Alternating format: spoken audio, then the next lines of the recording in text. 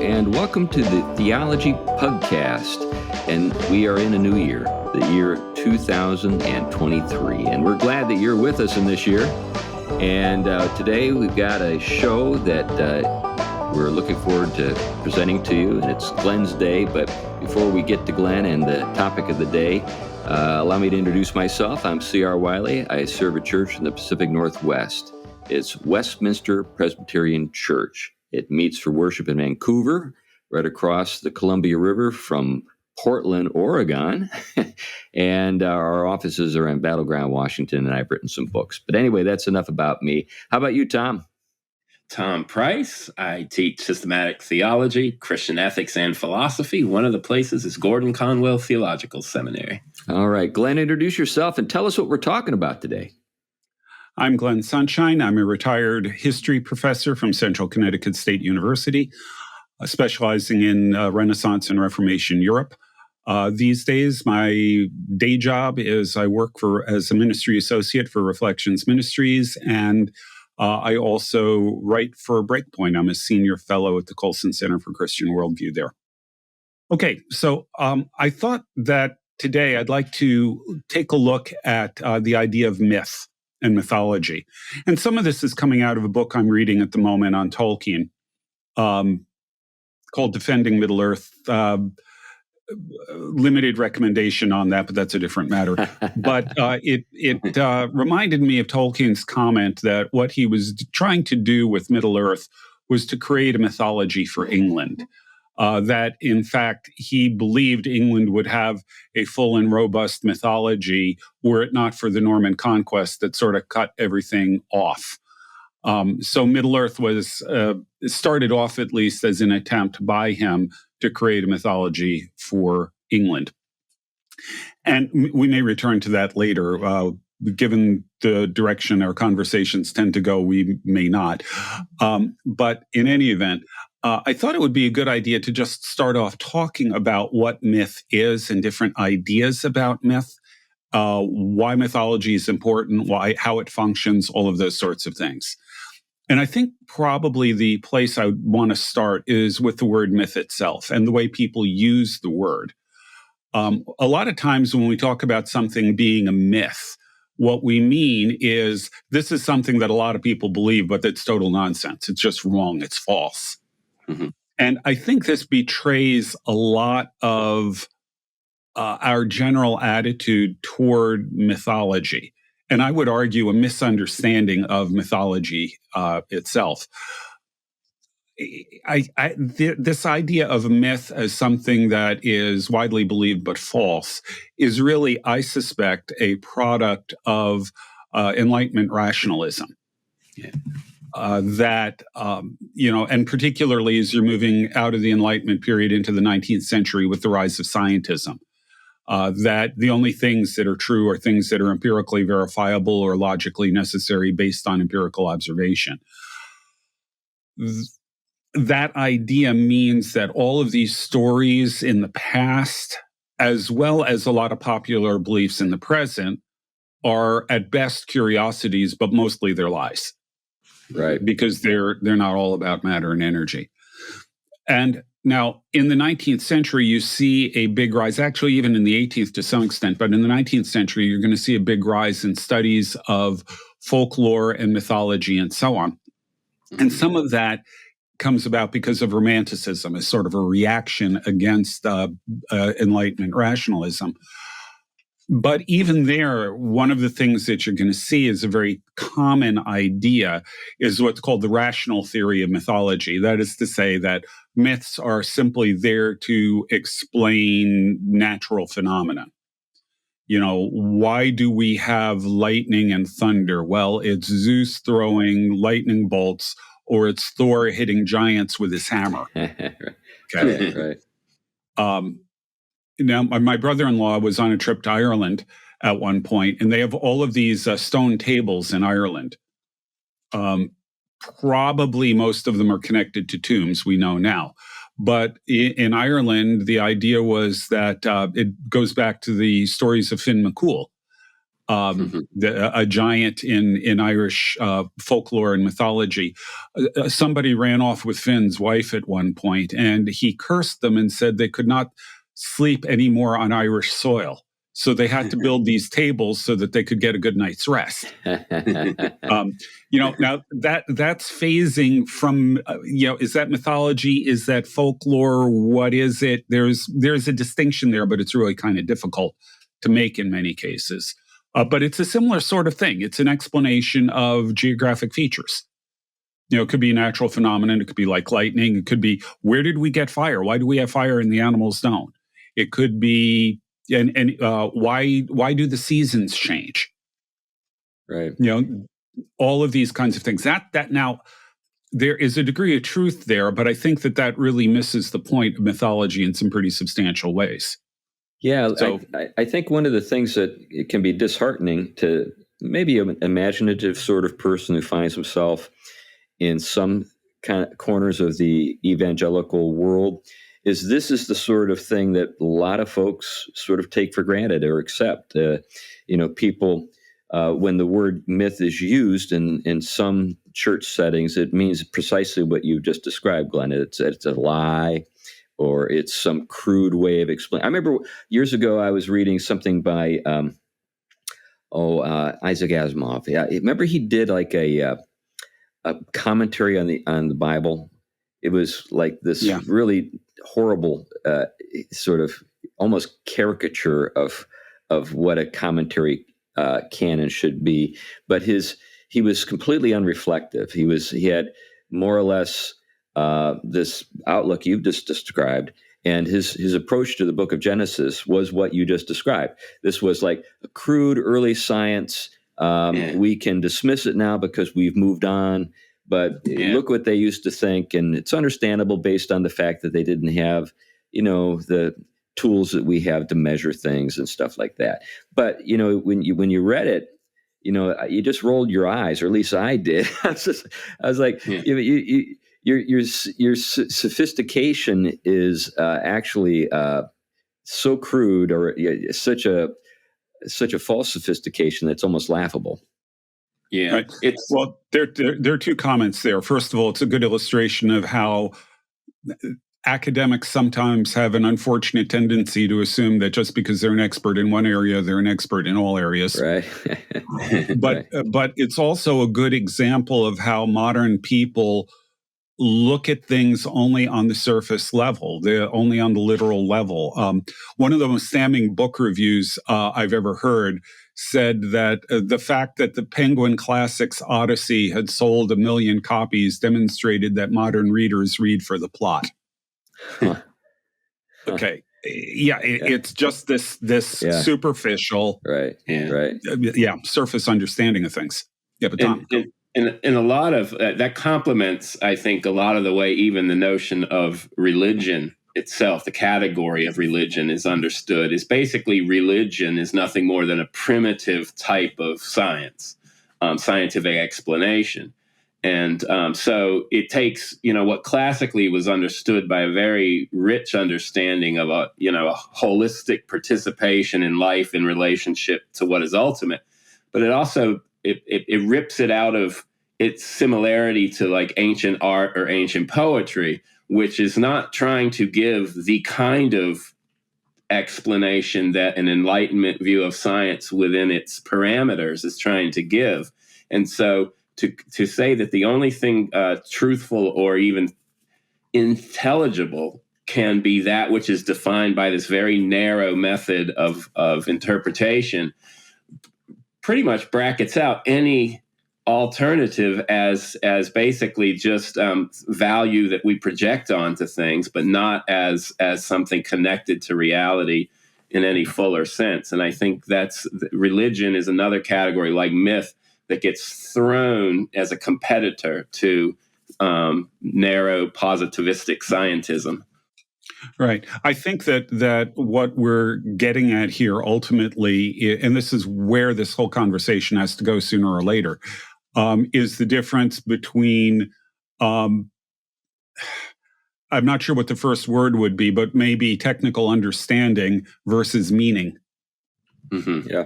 Because when Tolkien was talking about creating mythology for England, he wasn't talking about explanations of geographical phenomenon or much in the way of explanations of things in the physical world. You don't get thunder. You don't get the coming of fire or the taming of fire. You don't, the closest you get is Venus. And I guess you get the sun and moon in there too. But there's not a lot of that kind of explanation that this sort of rational approach to mythology suggests. And yet Tolkien was very much self-consciously starting off as trying to provide a mythology. So Tolkien is obviously thinking about myth in a very, very different way than this sort of rational approach suggests.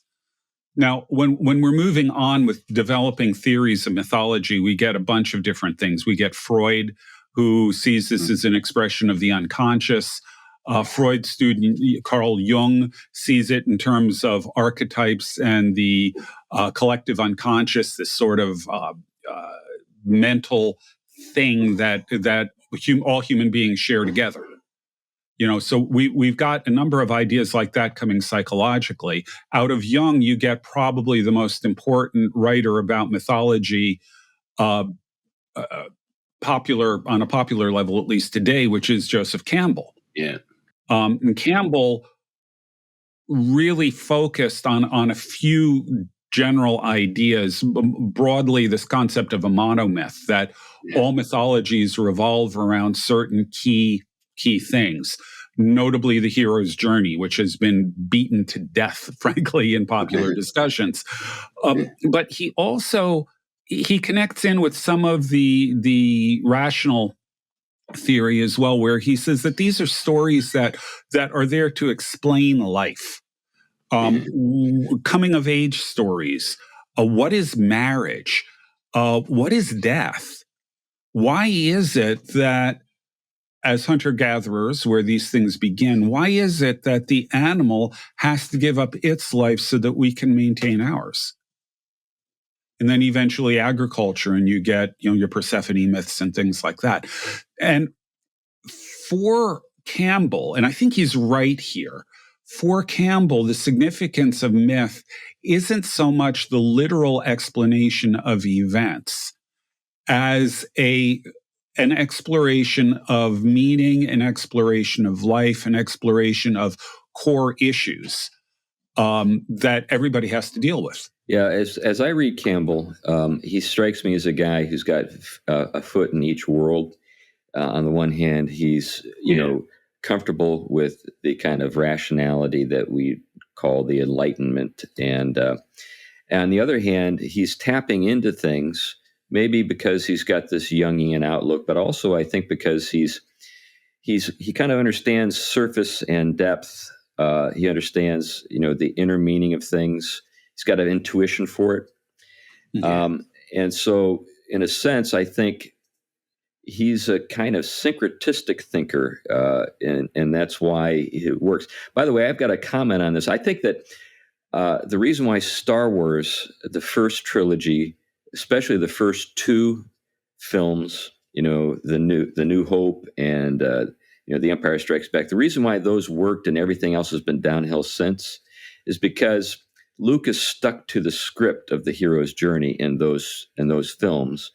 And then with all the others, he seems to have bought into sort of the modern or sort of postmodern outlook of constructed reality, that if you just make something look sexy enough and exciting enough, that you can just get anybody to accept anything at all as meaningful, and you can depart from the archetypes, sort of the archetype. So there are certain things that have to work in the hero's journey. And they actually do come down to certain basic things like, is the protagonist male or female?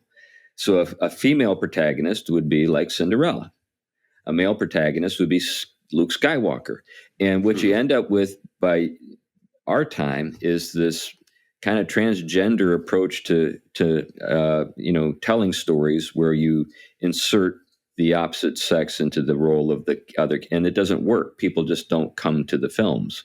They kind of turned off by them. Yeah, I think that's correct. And Moira talks a lot about that. We had Moira Grayland Nelson on before, and I think with Rachel Brown as well, but they were talking about exactly that kind of a problem. So the core here, it seems to me, and the function of mythology, properly speaking, isn't so much explanation in the modern sense of the word. It's more understanding and meaning. It explains the significance of things, and it provides you with patterns. Ideally with your hero stories, it provides you with patterns, with models, with images, with things to emulate, but also warnings of things to avoid. So you can't look. There are very few Greek heroes who end up well. That's right. And when you read the stories, there are lessons that you can draw from them about what to do, what is virtuous, what is good, what you should strive for, but also the kinds of things you should avoid.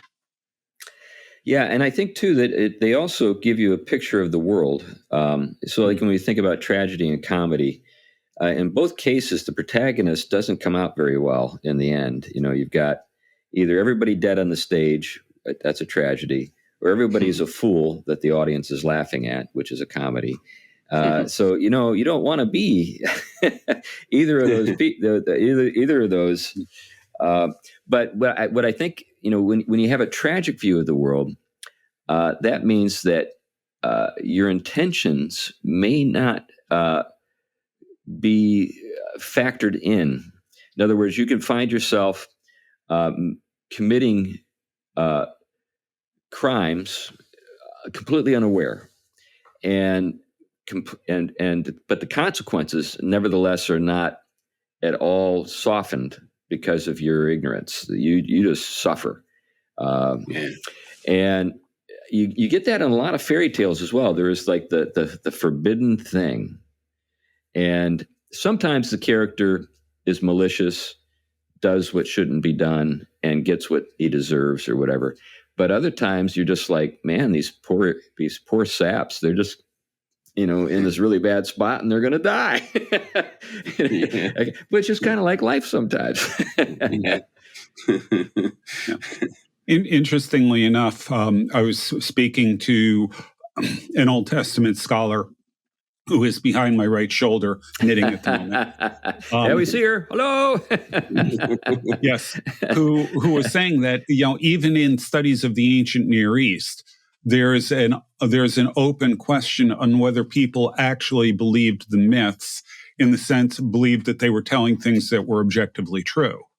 Mm-hmm. Or instead, did they believe the myths only in the sense that the myths were symbolic of something, not literal tellings of what happened, not literal history, but symbolic. And there's a debate among ancient Near Eastern historians over this. Now, my suspicion is it's probably the wrong question, but I am also certain that even if they viewed them as literal, they also saw beyond them to symbols and meaning and things like that we tend to overlook.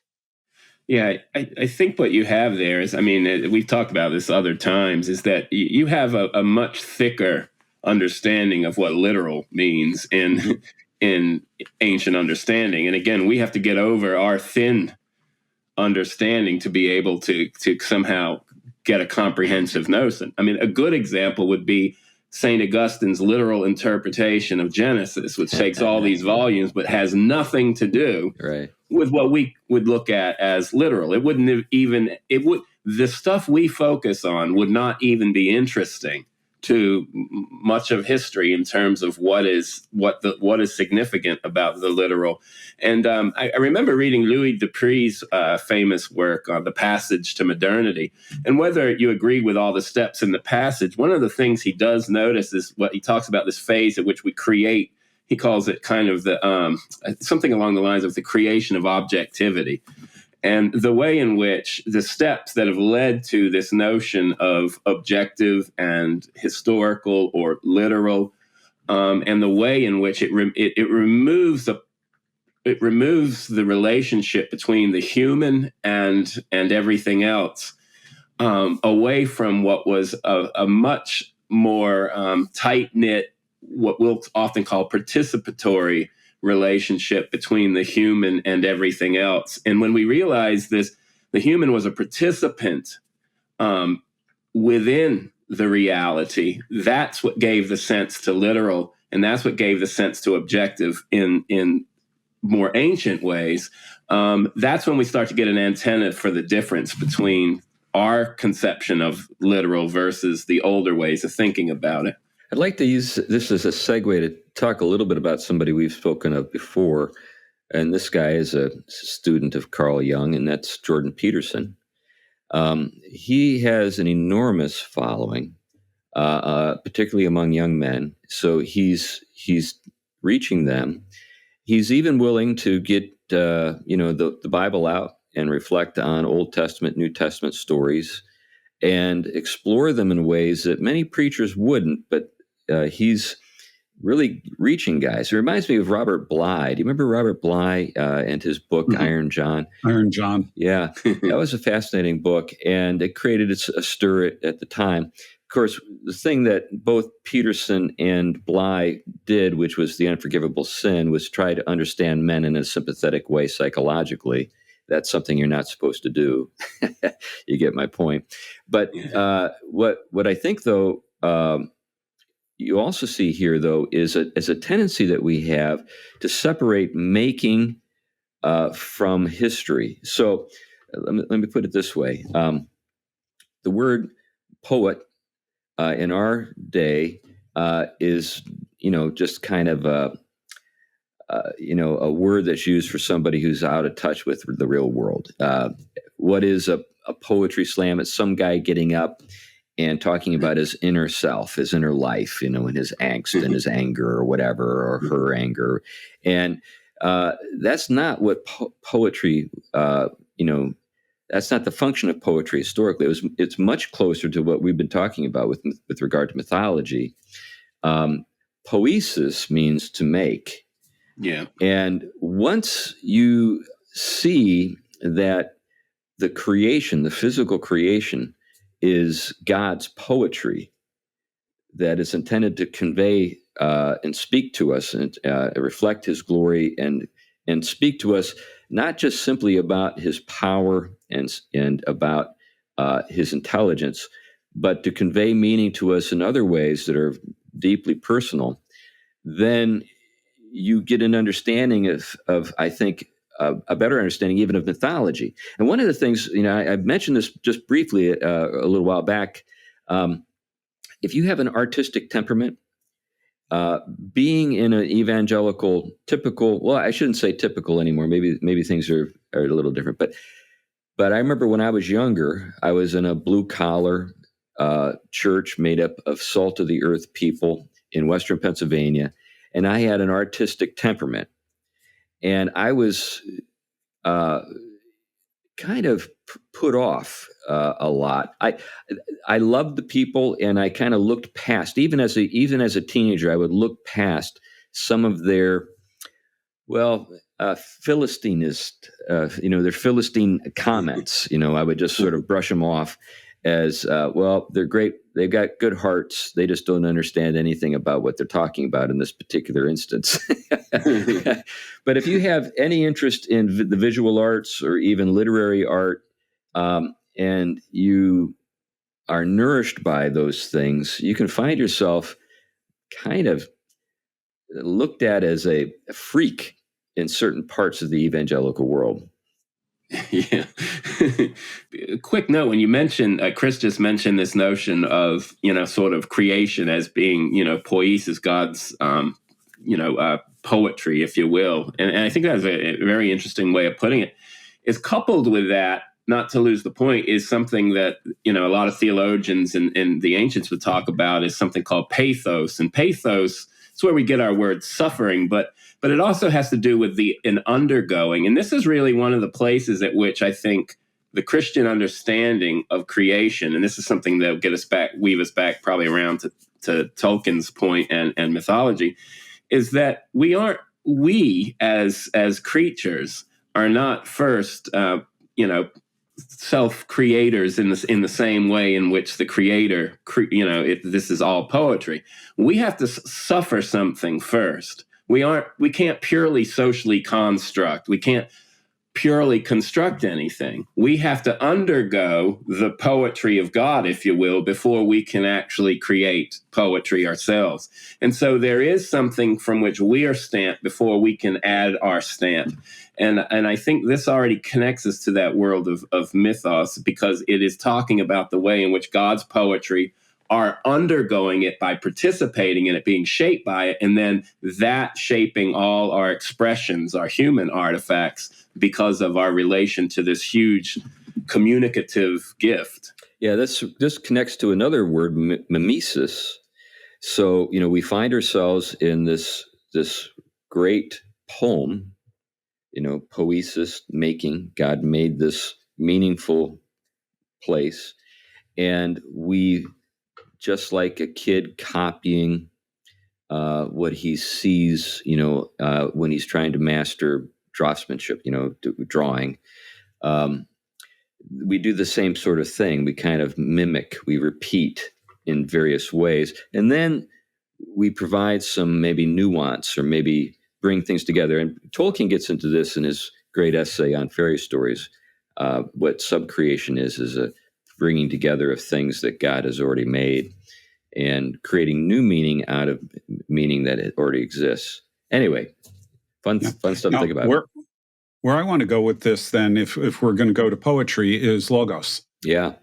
And here's the thing. We note regularly that logos is the root of our word logic. We think of it as the reason, the rationality within the universe, and so on.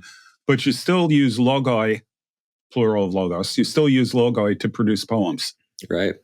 So it's more than just logic. It's more than just reason. It is meaning that goes deeper than just the superficial, right. Which is really the essence of what poetry is, it seems to me. That, I'm not a poet, and I don't know that much about poetry, frankly, but it seems to me that, like all art, what poetry does is it expresses ideas in, the way I would describe it, is a non-discursive way. It lays, in a discourse, you lay things out in a very straightforward manner, and everything is exactly as you say it. Art goes beyond that. It tries to convey meaning in a way that is more elusive rather than right out there in your face. This is why it frustrates engineers and computer programmers. Right. So what we see then is, with poetry, with art, with the creation, what it points to is that there's meaning beyond the surface. And that is equally true of mythology. This is one of the things I think Campbell gets really right. He says that what you need to do if you're going to look at mythology, he says, first of all, don't use your own. Don't use your own religious background. Read other mythologies, because in your own religious background, you're going to think of this thing in one specific way. But if you start looking at other mythologies, you begin to, hopefully at least, you'll begin to understand the other symbolic meanings, the deeper meanings behind the stories, the lessons that are to be drawn from them, all of those kinds of things. Well, I think that just to kind of sort of put something in parentheses here for our listeners, we're not encouraging people to do a deep dive in with the idea that they might become devotees of, say, the Norse gods or something like that. Absolutely not. But at the same time, there's still an ability that we possess to kind of sympathetically enter in without identifying with.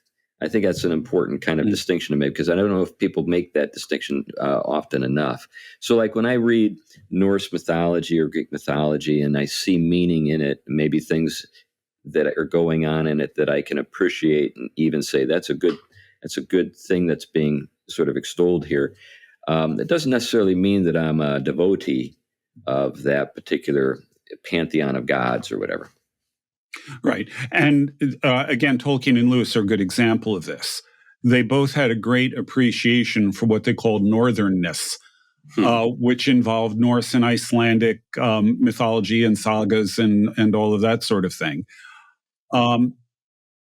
But they also said that while there are great virtues in northernness, there's also great evil in it. Right. And only when it's purified by the gospel can we actually, can these virtues actually come forth as they were meant to be. So, again, they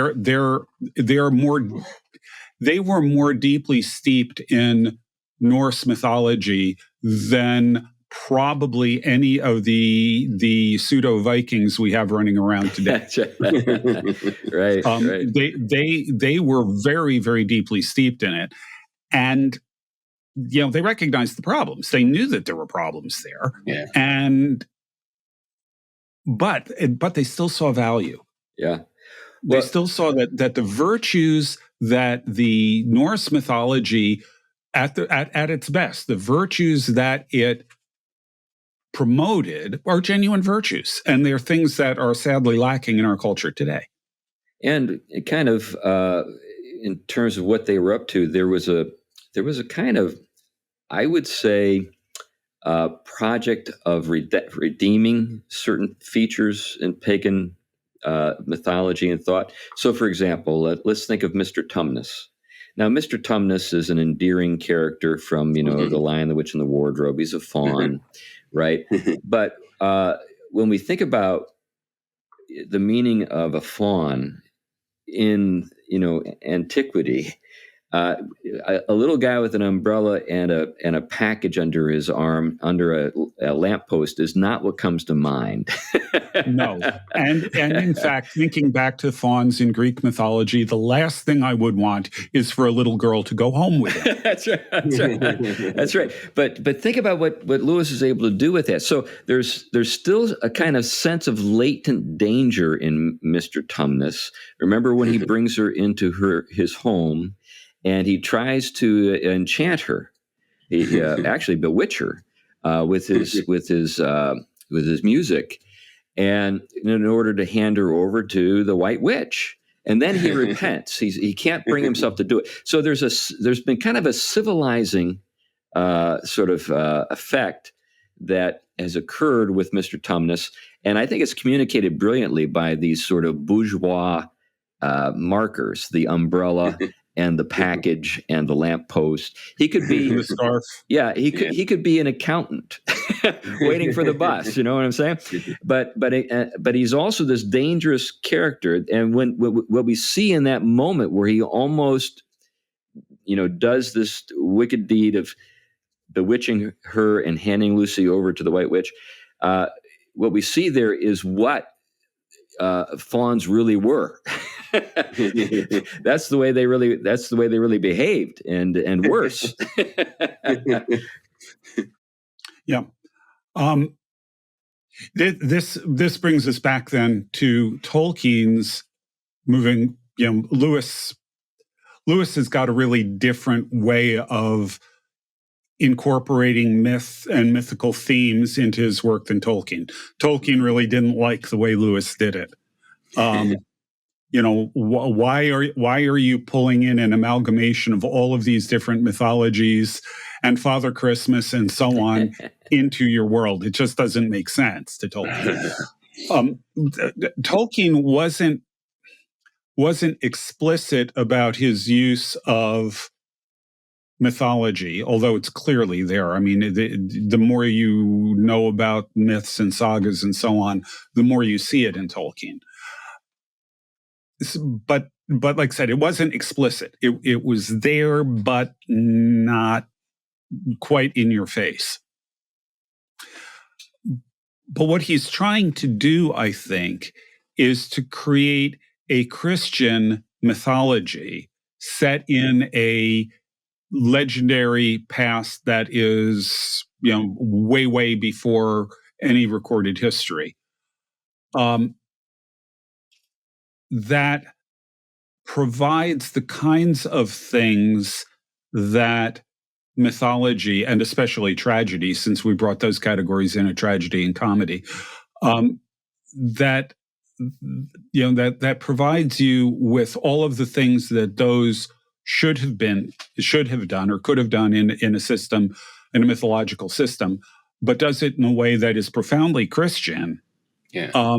And that can provide you with the kinds of understandings or ways of thinking about the world and thinking about your life that myth provided for people in the past. So he's creating mythology in that sense, not in the sense that this is supposed to be a narration of actual events, but something that provides you with patterns, that provides you with models, that provides you with a way of thinking about the world that helps you navigate this one. Yeah, I saw something. I watched a documentary by Werner Herzog last night. I've seen it before. It's called "Little Dieter Needs to Fly."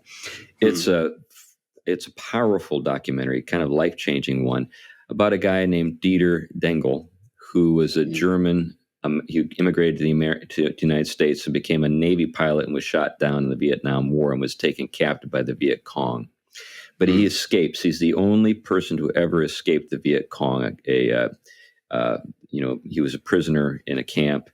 They had to fight their way out after 6 months of nearly starving to death under horrific conditions and torture. But anyway, as he is describing his escape, as he's fleeing from the Viet Cong, he sees things, and he's not sure whether they're real or just hallucinations. And at one point, his father had actually been a German soldier in World War II and was killed. He had never met his father. But as he was fleeing the Viet Cong, he saw his father standing in the river. And his father was pointing, "Go that way." And he knew it was his father. He recognized him as his father. And he fled. Now, the question, of course, he got away. If he apparently, and at least according to his own understanding of it, or his reflections on it, he would have been dead if he hadn't followed his father's instruction. Now, the question, of course, we wonder is this an hallucination? Is it just a good guess?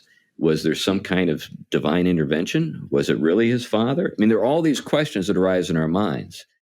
But if you have an understanding of the world that's suffused with real presences, not just in human beings, but in the Eucharist, in the heavens, in angelic, you are much more open to the prospect that even if that wasn't physically, the case, that there was his father standing there, it was his father. You're open to that if you get my drift. And I think it ties into this way of thinking about mythology and stuff. Yeah. And I think along with that, I think you may, that's rich, what you just said, Chris, because I do think that is one of the places at which what Tolkien is up to, what Lewis is up to in their differing ways, why they're so important for now in terms of our Christian witness and apologetic. It's because that what they had an antenna for, as they saw, I think, eroding a lot of the things about the Christian understanding of things because of the Enlightenment's acids, if you will, basically eradicating it, is that if they didn't recapture some of those things and then imaginatively spell them out, we wouldn't have a lot of resources right now to deal with getting some kind of depth about what the creation, metaphysics of creation, and its implications look like. we would only have it sort of doctrinally, which people find very hard to follow just in terms of its abstraction. And I think this provides us almost a way to step into, participate in the kind of richer world that we are in. But this is kind of a kind of window reflection of. Yeah. Yeah. Just a quick aside that I think is particularly interesting. When you look at world mythology, and you compare it to the Bible, there's one really, really important difference. Well, there are a bunch of them, but one of the things that strikes me as a historian is, while the early chapters of Genesis may be very difficult to date, once you get to at least Abraham, you are dealing with real time, real places, real history. Whereas in every other religious system, the mythology takes place in what I call God time. Right. It's time that is totally separate from human time. Right. You can't date it. Right. Yeah. Right. And in a very real way, Middle Earth sort of falls into that kind of a category. It's a time before history, as we know it, began. I wouldn't call it God time, but I would call it the time of legends or something along those lines. Because we're not really dealing. I mean, the Silmarillion, you might argue, is sort of a God time thing. But you go ahead, Glenn. I'm sorry. Yeah, no. Well, finish up. Yeah, go ahead. Well, you're dipping into something that some people have wondered about, and that is, when we think about the Enlightenment, is it Christianity run amok? In other words, what you have is, an emphasis on history, on the material world, to the exclusion of God time. Whereas within the Christian faith, there was an ability to say, well, God from all eternity, is, at work, all times being present in him and so forth. And yet history is real. It's not just a cyclical, same old thing over and over again. Or, in other words, one thing, there's contingency. Yes, there's a beginning and there's an end, but there's contingency in between, and that contingency is real, and therefore our actions have real consequences. So all of this to say that what you just brought out, Glenn, is absolutely right. But there's a sense in which it's just kind of gone to a point where it's lost its spiritual moorings. Right.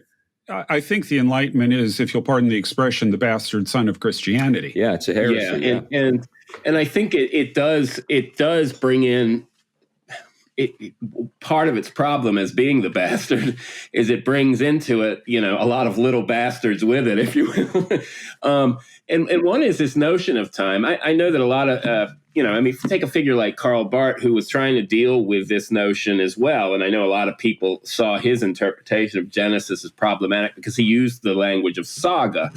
But the reason he picked that language is because he was wanting to say that, when you're dealing with the earliest part of Genesis, which is kind of prehistory prior to the fall, right? After the fall, history for human beings as experience is very different than what it would have been experienced in this, if you will, kind of God creation in non-fallen relation to God time. Maybe that's a good way of putting it. And so that space does not have the same, kind of natural contours that after the fall will have. I mean, once sin, death, hell, once sin and death enter the picture, for example, in the telling of the story, you already have something brought into time to measure it differently. I mean, this is what they were trying to wrestle with. Right. And so I think Enlightenment didn't give us many tools to deal with these kind of theological nuances. That's why I always said we need to be careful as Christians when we read the Genesis in particular. Yes, we're talking reality in its fullest sense, but I think sometimes our categories are not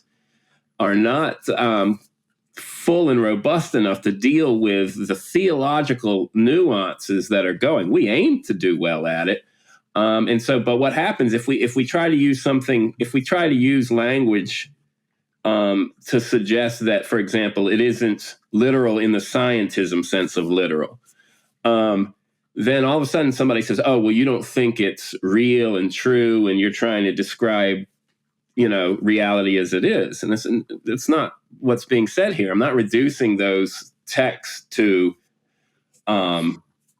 non-reality or untruths. Or just spiritual truths. But what we're trying to do is nuance these different dimensions that are all part of the creation and time, but because it's chopped up between fall and pre-fall and the like, it's a little hard with Enlightenment concepts. Yeah, and I would add that if we had a simple narrative history there, it would lack meaning. Right. In the sense it wouldn't tell us anything deeper about reality and about ourselves if it was a simple narration of events. Yeah, I think, which is not to say that it's not historical in that sense of the word. I'm not even going to get into that. Yeah. But it's got to be. It's got to be more than historical. It may very well be. Let's deal with something that's less potentially an area of conflict. Let's talk about David's story. If David's story, you have a narration of events there, certainly, but the significance of the story goes way deeper than the simple narration. Okay, and that's what I mean. If all you have is a narration of events, it doesn't really give you the depth of meaning that you have with the kind of text we've got now, or for that matter, more broadly with mythology. Yeah, I think when we talk about history in the way you just described as a series of events, it's similar to the way people talk about, say, data with regard to scientific study. So data points, facts, are isolated, meaningless things that need to be sort of brought together into some kind of whole vision, which is what a theory is. So in other words, you providing the framework for understanding these meaningless events. And I think sometimes people think that, the higher thing is the fact and the lower thing is the theory. Sometimes you'll hear people arguing, well, I don't believe in theories, I believe in facts. Well, you clearly don't understand what a fact is. What you're trying, or a theory. That's what you're trying to say is I believe in truths. Truth and fact are not perfectly synonymous. Right. Well, Mark Twain once said history is just one damn thing after another. Right. So that, as a historian, that was something I was always fighting. Now, what's worth noting here is that even the secular scientist, even the person who's into scientism, has a mythology. Because they've got their story, which is what the word myth, mythos in Greek, refers to a story, an account, or fable. The scientists, scientismists, whatever, they have their own just so story. They've got their own fable. They've got their own myth about origins and everything else. And embedded in that myth is their beliefs about the nature of humanity, about the meaning of life and death. There isn't any. Of morality. Everything else is part of their creation myth. Yeah, and they don't seem to recognize that that's where this goes. I mean, it functions. Their account of the origin of the universe functions the way myth does. Well, this is something I want to capture on the next show, so everyone will have to wait. But one of the points here, it's something I kind of unpack a little bit. We'll unpack a little bit there is, but the notion, the shift in this notion of science to scientism, and to where science starting to function as worldview, if you will, or a myth. That is one of the problem areas already for a lot of people, is that science moves from a descriptive to actually providing a comprehensive, almost a religious alternative, mimicking kind of religion as holistic, or worldview as a more more common term today. Yeah, or prescriptive. Yeah, so one way to kind of think of it as prescriptive is you go from descriptive to prescriptive, and you've not told anybody what you're up to, which is what the science means. Right. Yeah. Well, and actually, I would argue that science claims to be answering the question why, but the only question that they really answer is how. That's right. Yeah. That's right. Yeah. So the why questions, which are really the questions we really need to answer if we're going to live, if we're going to be moral agents, how questions are not enough. That's right. And that's why, that's why they'll never get rid of religion. That's why they opt for religious substitutes, because those are after the, finding meaning in events, not in theories to explain these events. I mean, that's exactly why you'll never get rid of, I remember this notion that soon we'll outgrow religion and the need for it. Well, that is basically saying we will find all meaning. We will have the capacity to find all sufficient meaning within a very reductionistic interpretation of life. And as I remember William Buckley years ago, you said in one of his interviews that this, he said, well, you can't live by bread alone. And I think that was a perfect point. Right, right. It reduces it all to just bread. Right. And not very tasty bread either. That's right. Now, just to round things out a little bit, there have been several other theories about mythology that I think are worth at least mentioning here. They don't tie in as directly to Tolkien in some ways, but there are a couple of other ones that are at least worth noting. One of the ones that I would throw out pretty much a priori is called the ritual theory, which says that mythology is created to explain rituals, which seems to me to be getting the cart before the horse. Yeah. I don't know too many people who actually hold to that. Although I think it's important to recognize that ritual and myth are connected. Yeah. And one of the ways you see this is how many rituals that we get that serve to reenact the legends, the myths of the gods. Yeah. We see this in the Mithra cult, for example, where there's a sacrifice of a bull. Apparently, the Mithra myth, the central feature of it is Mithra killing this monstrous bull. Well, at one point, as you're moving through the mysteries in the Mithra cult, you'll be underneath a bull and they will sacrifice it and you will be drenched in the bull's blood. It's a kind of baptism. This is going to be, for someone who is into the Mithra cult, this is going to be a powerful, symbolic connection, identification with the god. Yeah. And this points out the use of masks. We could point to the use of masks in the same way, where the mask represents things. You become or you embody the deities in ritual. Right. Yeah. And this points out the fact that, as it says in Isaiah, I believe it is, about idols, those who worship them will become like them. Right. Right. The goal of religion is to become like what you worship. Yeah. Which I think, gets to I think a problem that we're seeing in the world today, and that is for a lot of people, helpful, stories to help them know how to live their lives are lacking. Everything's been debunked, right? Mm-hmm. We lived through a period of time where John Wayne was the personification of the ideal cowboy, and then Clint Eastwood became the personification of the ideal cowboy, and now we don't even want Clint. It's the hero, anti-hero, no hero situation. So there are a lot of young people, I think, who are floundering as a result. Yeah, and you actually see this going back to the 60s.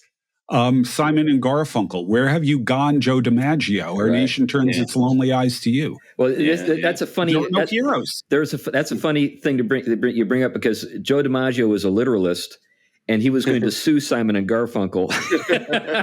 He said, "I'm right here." He missed the point. Missed the point. And but similar to, I think, American Pie. I mean, the whole "Bye Bye Miss American Pie." The notion of this world is starting to go away. At least in this country, that the figures that brought a sense of cohesive meaning and unity to a people, which was the name of, it wasn't a Durkheim's view, a functionalist view of religion, was basically that set of symbols through which a people become conscious of themselves, right? Their identity develops. That going away definitely has been what it's done open wide up. Yeah, what it's done is it's thrown us back upon ourselves, which causes us to do this sort of inner search, saying, well, what is this sort of like impulse that I'm feeling right now? And then define yourself around that. It's an inner search with no boundaries and no guidelines. I can think of nothing that is more terrifying than that. Yeah. It is. That you're left completely hanging in the middle of the void to try to define yourself. Right. It is a worse. I mean, I know that a lot of the modern theologians that were trying to deal with kind of what shape do old doctrines take now? Take Paul Tillich or someone like that. But one of the things they were after was this notion that we have a heightened sense of anxiety. I mean, you remember all their language, the angst, the anxiety. It is, compared to what they were dealing with, and they were dealing with a lot. They were dealing with World War II, the breaking down of kind of Christendom, if you will, and but really what we have now, when it's been thrown completely back on us, and you see the level of anxiety in the young and in children who have no parameters, it is frightening. It is scary to know what has been created by this mess. Yeah, I think that's partly what's behind this need to affirm everything and provide safe spaces and so forth. It's one of the things about watching that film I talked about, Werner Herzog's Little Dieter Needs to Fly. That guy went through so much. It's unbelievable what he experienced in the course of his life. And at one point early in the film, he's talking about his life immediately following World War II and the poverty in Germany. They were eating the paste off of wallpaper to stay alive. Wow. It was that bad. And he was an apprentice to a blacksmith who would beat him, physically beat him. And he said, at the time, it was not good to go through, but when I was in the Viet Cong camp, I understood that had prepared me for this. Wow. So this is a guy who was able to look back with gratitude upon his tormentor in Germany. Wow. Because the guy put him through so much, it made him capable of enduring the kind of, and if you ever get a chance to watch it, please, I think you'll be equally impressed. The guy, they were eating rats, snakes. It was just unbelievable, the stuff they were going through. He saw his best friend, saw his head cut off with a machete. It was just that kind of horror. Yeah. Yeah. Well, there were a couple of other mythological theories I was going to get to, but it looks like we're. I'm sorry. Please save us. Please save us from the decapitation I just brought up. Yeah. Well. We're going to have to bring this plane in for a landing. I'm afraid I got to say it. I'm stealing your lines, Chris. Yeah, that's right. But just real quickly, one of the common theories is called the structural theory. Not so much adopted anymore, but this is one that I really should like, but don't. It comes out of linguistic theory. The idea that the meaning of myths is found not in their components, but in the relationships between the components. And so it's analysis on that basis, which I'm not going to go any further into. The one that is probably the dominant, well, maybe dominant is not the right word exactly right now, but the one that I think fits the zeitgeist the best is called the ideology theory. And that's that all mythologies are is a framework to uphold or support the dominant ideology of the period. And definitely what we see today is in the mythologies that we have in our culture, the dominant mythology in the culture is there really to support the ideology. Yeah. And that's the real value circling around here. I think that's the real value of Tolkien and Lewis, and Lewis's comments about reading old books and why that's important. These serve as alternatives to counteract the ideological dominance and the blind spots of our own time and place. And the real value in them as mythology is to provide, I would argue, a safer, a more well-rounded, realistic account of the world, granted in mythological or symbolic terms, than what our current ideology is offering us. Well, that's a good place to actually land the plane. Anyway, thanks, Glenn. That was a rich subject, and I think we'll, as we've said before, get back to it in the future. Anyway, we thank you for listening to the Theology Pugcast today. Just so you know, we really do appreciate all of the gifts that people send our way. We get emails from around the world. We also have monetary support that comes to us in different ways. There are people who support us through the Fight, Laugh, Feast Network, and we're very grateful for that.